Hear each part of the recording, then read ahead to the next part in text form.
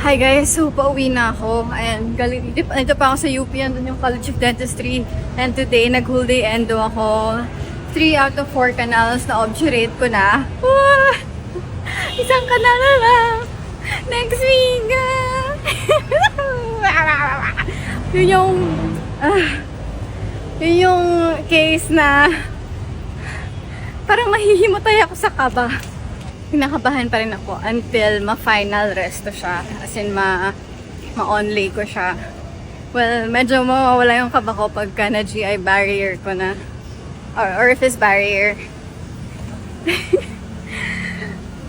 Well, so far, wala pa naman akong error sa obturation. Okay, let's go.